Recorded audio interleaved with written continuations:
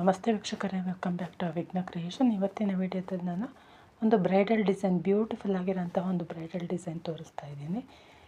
ಒಂದು traditional look ಕೊಡುವಂತಹ design. ಬನ್ನಿ ಹಾಗಾದರೆ ವಿಡಿಯೋ ಚೆಕ್ ಮಾಡೋಣ. ನೋಡಿ, ಮೊದಲಿಗೆ ಒಂದು ಸಿಂಗಲ್ ಕ್ರೋಶ ಮಾಡಿಕೊಂಡು 3 ಚೈನ್ ಹಾಕ್ಕೊಂಡು ಎಲ್ಲಿ ಸಿಂಗಲ್ ಕ್ರೋಶ ಮಾಡಿದ್ದೀವೋ ಅದ್ರ ಪಕ್ಕದಲ್ಲೇ ಒಂದು ಡಬಲ್ ಕ್ರೋಶ ಮಾಡ್ಕೊಳ್ಳೋಣ.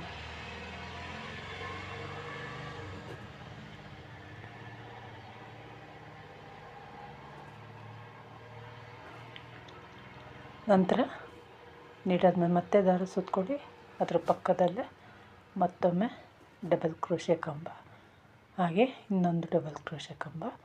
ಈಗ 4 ಡಬಲ್ ಕ್ರೋಶೆ ಕಂಬಗಳಾದವು. ಫಸ್ಟು 3 ಚೈನ್ ಹಾಕ್ಕೊಂಡಿದ್ವಲ್ಲ, ಅದನ್ನು ಸೇರಿ 4 ಡಬಲ್ ಕ್ರೋಶೆ ಕಂಬಗಳಾಯಿತು. ಈಗ 3 ಚೈನ್ ಹಾಕ್ಕೊಂಡು ಮತ್ತೆ ನೀಡಲ್ ಮೇಲೆ ಒಮ್ಮೆ ದಾರ ಸುತ್ಕೋಬೇಕು. ಒಂದು 3 ಚೈನ್ನಷ್ಟು ಗ್ಯಾಪ್ ಬಿಟ್ಕೊಂಡು ಮತ್ತೆ ಒಂದು ಡಬಲ್ ಕ್ರೋಶೆ ಕಂಬ ಮಾಡ್ಕೋಬೇಕು. ನೀಡಲ್ ಮೇಲೆ ದಾರ ಸುತ್ಕೋಬೇಕು. ಬಟ್ಟೆಗೆ ನೀಡಲ್ ಹಾಕಿ ದಾರ ತೊಗೊಬಂದು ನೀಡಲ್ ಮೇಲಿರೋ 3 ದಾರನ ಎರಡನ್ನು ಒಂದು ಮಾಡ್ಕೋಬೇಕು. ಈ ರೀತಿ 4 ಸಾರಿ ಮಾಡ್ಕೋಬೇಕು. 4 ಡಬಲ್ ಕ್ರೋಶೆ ಕಂಬಗಳನ್ನ ಮಾಡ್ಕೋಬೇಕು.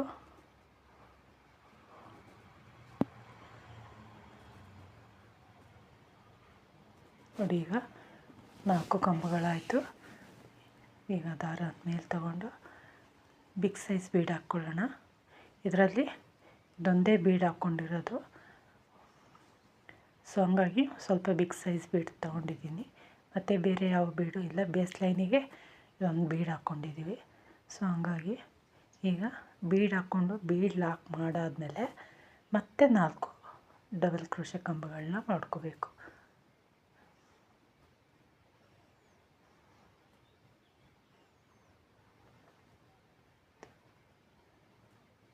ಬೀಡ್ ಹಾಕೋದ್ಕಿಂತ ಮುಂಚೆ ನೋಡಿ, ಬೀಡ್ ಹಾಕೋದ್ಕಿಂತ ಮುಂಚೆ 2 ಟೈಮ್ಸ್ ಮಾಡ್ಕೊಂಡಿದ್ದೀನಿ 4 ಡಬಲ್ ಕ್ರೋಶೆ ಕಂಬಗಳನ್ನ. ಬೀಡ್ ಆದಮೇಲೆ 3 ಟೈಮ್ಸ್ ಮಾಡ್ಕೋಬೇಕು. 3 ಚೈನ್ ಹಾಕ್ಕೊಂಡು 3 ಚೈನ್ ಗ್ಯಾಪ್ ಬಿಟ್ಟು ಮತ್ತೆ 4 ಕಂಬಗಳನ್ನ ಮಾಡ್ಕೋಬೇಕು. ಬೀಡ್ ಆದಮೇಲೆ 4 ಕಂಬಗಳನ್ನ 3 ಟೈಮ್ಸ್ ಮಾಡ್ಕೋಬೇಕು. ನಂತರ ಬೀಡ್ ಹಾಕ್ಕೋಬೇಕು.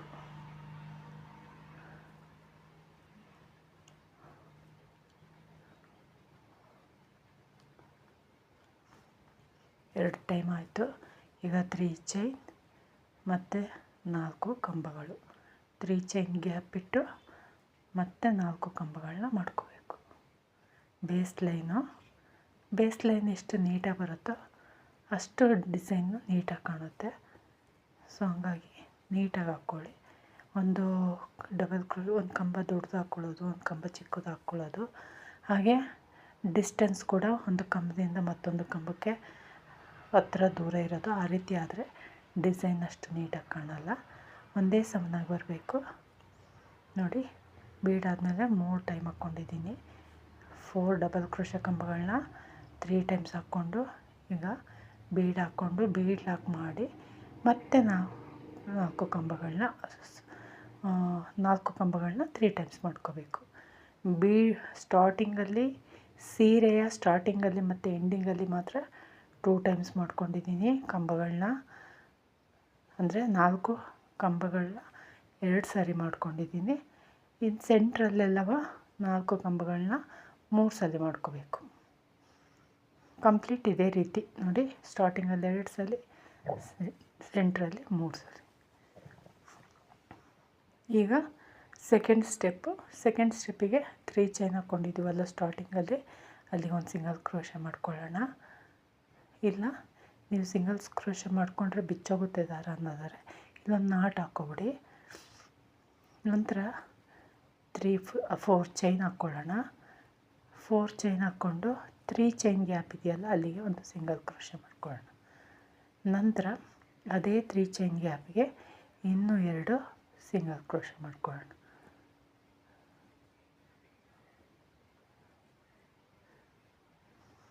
ಈಗ 4 ಡಬಲ್ ಕ್ರೋಶ ಕಂಬಗಳಿದಾವಲ್ಲ, ಅಲ್ಲಿ ಅದನ್ನು ಸ್ಕಿಪ್ ಮಾಡಿ ನೀಡಲ್ ಮೇಲೆ 2 ಸಲ, ಅದಕ್ಕಿಂತ ಮುಂಚೆ ಒಂದು ಸಿಂಗಲ್ ಕ್ರೋಶ ಇದೆಯಲ್ಲ 4 ಕಂಬಗಳಿದಾವಲ್ಲ, ಅಲ್ಲಿ ಬೇಕು ಅಂದರೆ ನೀವು ಒಂದು ಸಿಂಗಲ್ ಕ್ರೋಶೆ ಕೂಡ ಮಾಡ್ಕೋಬೋದು. ಇಲ್ಲಿ ನಾನು ಮಾಡ್ಕೊಂಡಿಲ್ಲ, ಡೈರೆಕ್ಟಾಗಿ 4 ಕಂಬಗಳನ್ನ ಸ್ಕಿಪ್ ಮಾಡಿ ಬೀಡ್ ಹಿಂಭಾಗದಲ್ಲಿರುವಂತಹ ಥ್ರೆಡ್ ಲೈನ್ಗೆ ಟ್ರಿಪಲ್ ಕ್ರೋಶೆ ಕಂಬಗಳನ್ನ ಮಾಡ್ತಾ ಹೋಗ್ತಾಯಿದ್ದೀನಿ. 3 ಚೈನ್ ಗ್ಯಾಪಲ್ಲಿ 3 ಸಿಂಗಲ್ ಕ್ರೋಶೆ ಮಾಡ್ಕೊಂಡಾದಮೇಲೆ ನೀಡಲ್ ಮೇಲೆ 2 ಸಲ ದಾರ ಸುತ್ತಕೊಂಡು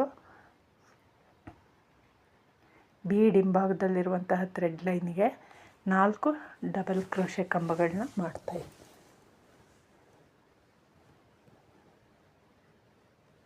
ತುಂಬ ಡಿಸೈನ್ ಬ್ಯೂಟಿಫುಲ್ಲಾಗಿ ಬರುತ್ತೆ. ಇದು ತುಂಬ ಯೂನಿಕ್, ಒಂಥರ ಟ್ರೆಡಿಷನಲ್ ಲುಕ್ ಕೊಡುತ್ತೆ, ತುಂಬ ಚೆನ್ನಾಗಿ ಕಾಣುತ್ತೆ. ಓಲ್ಡ್ ಡಿಸೈನ್ ಅಂತ ಅನಿಸ್ಬೋದು, ಬಟ್ ನೋಡಲಿಕ್ಕಂತೂ ತುಂಬ ಚೆನ್ನಾಗಿ ಕಾಣುತ್ತೆ. ತುಂಬ ಗ್ರ್ಯಾಂಡ್ ಲುಕ್ ಕೊಡುತ್ತೆ. ಹೆವಿ ಬ್ರೈಡಲ್ ಸೀರೆಗೆ ಕೂಡ ಇದನ್ನು ಹಾಕ್ಬೋದು.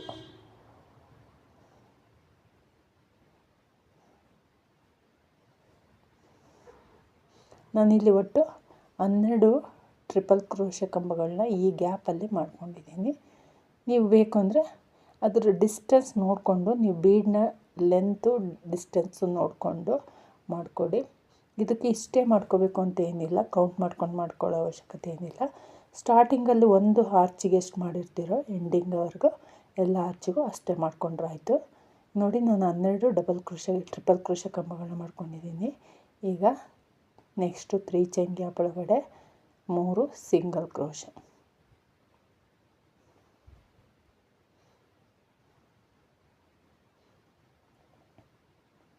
ನಂತರ 4 ಕಂಬಗಳಿದಾವಲ್ಲ, ಅಲ್ಲಿಗೆ ಚೈನ್ ಹಾಕ್ಕೊಳ್ಳೋಣ. 4 ಚೈನ್ ಹಾಕ್ಕೊಂಡ್ರೆ ಅದು ಕುಚ್ಚು ಹಾಕಲಿಕ್ಕೆ ನಮಗೆ ಇಲ್ಲಿ ಪ್ಲೇಸು, ನಮಗೆ ಕುಚ್ಚು ಹಾಕಲಿಕ್ಕೆ ಇದೆ place. So next 3 single crochet ಮಾಡಿಕೊಂಡು ನಂತರ ಬೀಡ್ ಹಿಂಭಾಗದಲ್ಲಿರುವ ಥ್ರೆಡ್ ಲೈನ್ಗೆ ಟ್ರಿಪಲ್ ಕ್ರೋಶೆ ಕಂಬಗಳನ್ನ ಮಾಡ್ಕೊಳ್ಳೋಣ.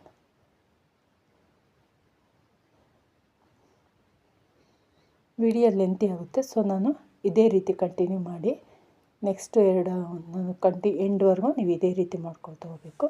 ನಾನು ಒಂದು 2-3 ಆರ್ಚು ಕಂಪ್ಲೀಟ್ ಮಾಡಿ ತೋರಿಸ್ತಾ ಇದ್ದೀನಿ. ನೋಡಿ, ಈ ರೀತಿ ಬಂದಿದೆ.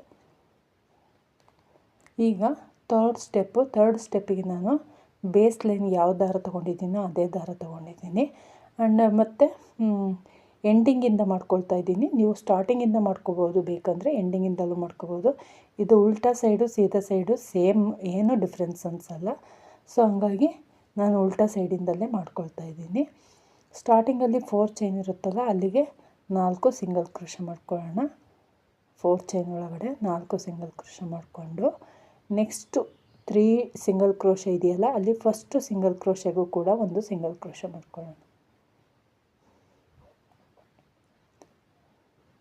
ನಂತರ ನೀಡಲ್ ಮೇಲೆ ಒಮ್ಮೆ ದಾರ ಸುತ್ತಕೊಳ್ಳಿ. ಫಸ್ಟು ಗ್ಯಾಪ್ ಇದೆಯಲ್ಲ ಟ್ರಿಪಲ್ ಕ್ರೋಶೆದು, ಆ ಗ್ಯಾಪಿಗೆ ನೀಡಲಾಗಿ ದಾರ ತೊಗೊಬಂದು ನೀಡಲ್ ಮೇಲಿರೋ 3 ದಾರನೂ ಒಂದು ಮಾಡ್ಕೊಳ್ಳಿ. ಈಗ ಹಾಫ್ ಡಬಲ್ ಕ್ರೋಶೆ ಆಯಿತು. ನಂತರ 3 ಚೈನ್ ಹಾಕ್ಕೊಂಡು ಹಾಫ್ ಡಬಲ್ ಕ್ರೋಶೆ ಮಾಡ್ಕೊಂಡ್ವಲ್ಲ, ಅದಕ್ಕೆ ಒಂದು ಸಿಂಗಲ್ ಕ್ರೋಶೆ ಮಾಡ್ಕೊಳ್ಳೋಣ. ನೆಕ್ಸ್ಟು ಒಮ್ಮೆ ನೀಡಲ್ ಮೇಲೆ ದಾರ ಸುತ್ತಕೊಳ್ಳಿ. ಸೆಕೆಂಡು ಗ್ಯಾಪ್ ಇದೆಯಲ್ಲ ಟ್ರಿಪಲ್ ಕ್ರೋಶೆ ಗ್ಯಾಪು, ಅಲ್ಲಿಗೆ ನೀಡಲಾಗಿ ದಾರ ತೊಗೊಬಂದು ನೀಡಲ್ ಮೇಲಿರೋ 3 ದಾರನೂ ಒಂದು ಮಾಡಬೇಕು. ನಂತರ 3 ಚೈನ್ ಮತ್ತು ಅದೇ ಹಾಫ್ ಡಬಲ್ ಕ್ರೋಶೆಗೆ ಒಂದು ಸಿಂಗಲ್ ಕ್ರೋಶೆ.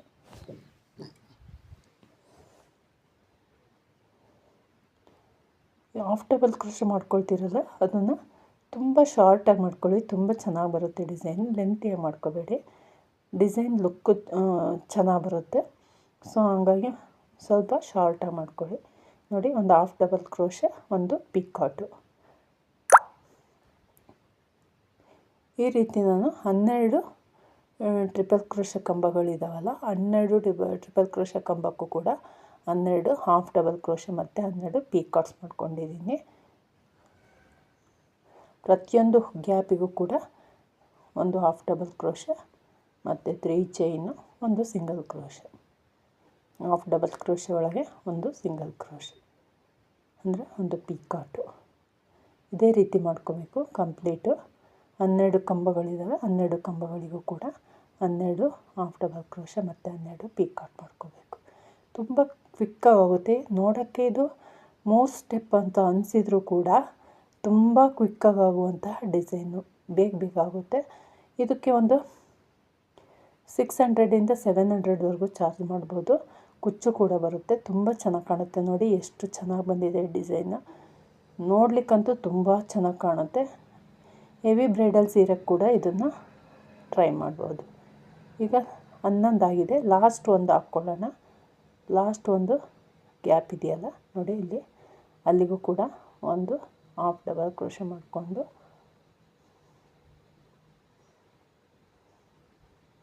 ನಂತರ 3 ಚೈನ್ ಹಾಕಿ ಒಂದು ಸಿಂಗಲ್ ಕ್ರೋಶೆ ಮಾಡಿಕೊಂಡು ನೆಕ್ಸ್ಟು